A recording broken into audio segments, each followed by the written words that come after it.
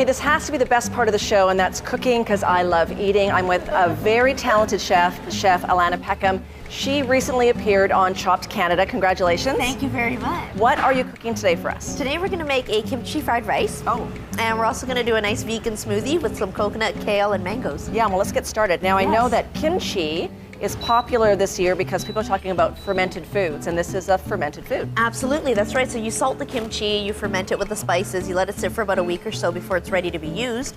And for me as a chef, I use it for flavor. I think it's a fantastic flavor.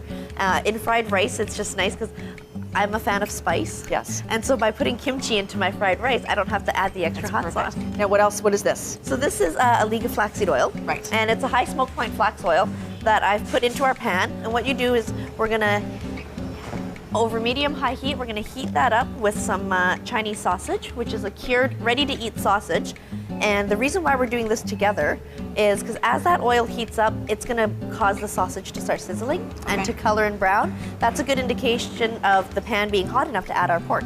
Now, what is Chinese sausage? Chinese sausage is a mixture of pork and chicken at times. Okay. And it's different from a regular sausage, for example, breakfast sausage, which is quite savory. Right. This is more of a sweeter, dried, cured sausage. Perfect. So moisture's been removed, it's been dried, kind of like a salami would be. Are there any certain spices that make it Chinese?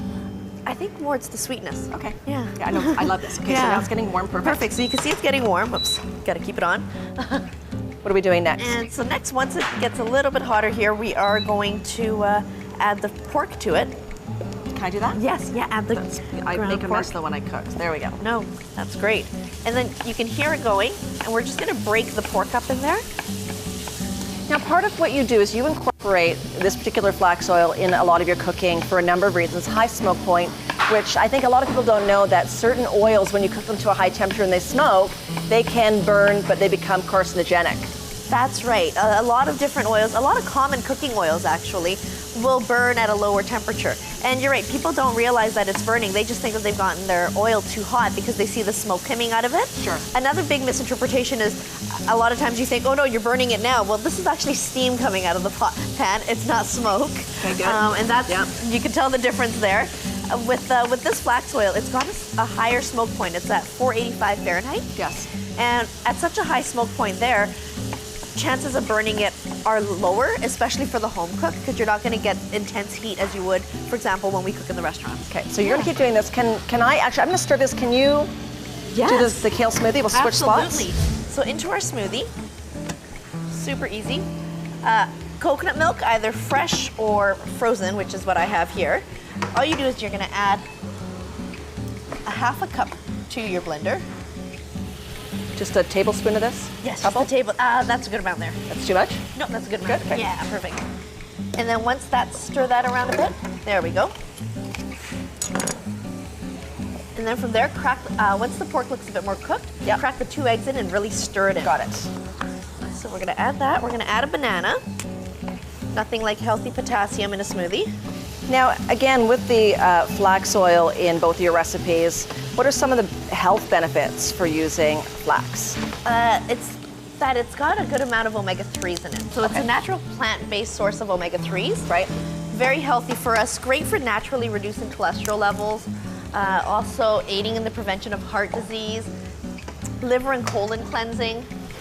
Also, if you're diabetic, helps stabilize your blood sugars as well, which I like. Exactly, exactly. So when it comes to cooking, as you would with everyday cooking, you're just enhancing your food, if you will. You know, you're gonna use a cooking oil anyways. Why not use one that's actually gonna benefit your health? So what we've got was we've added some mangoes. We're gonna add some mango juice. And all that went in there was the coconut milk, the kale, the mango juice. Okay, we've got 1 minute left, so what am I gonna do? I'm gonna throw this inside? Throw that, throw the rice. And then you're done. And then a third of the kimchi, and you're ready to go. Sweet, so I'm gonna put that in. All the rice? Yes, all the rice. Okay. And then I am going to just blend this up. And there we go. So 2 different ways of using the oil, one in a hot preparation, one in a quick, easy, cold preparation. I'm gonna take this out here, Alana, I'm gonna throw in the kimchi. Yes. So I'm making a mess. You go ahead and do that. I'm gonna pour some of this. So again, some of the top benefits of flax oil are your omegas. Your omegas, definitely. That's gonna be your key health benefit there. Then, and this particular one has a very high smoke point. That's right. Good. So if you want more information on this particular product and to follow to see if she's the winner, make sure you go to our website, and I know you won, so. Speculation. Okay, I can tell, because you could tell by your face. Great. Thanks for being on the show. Thank you for having me.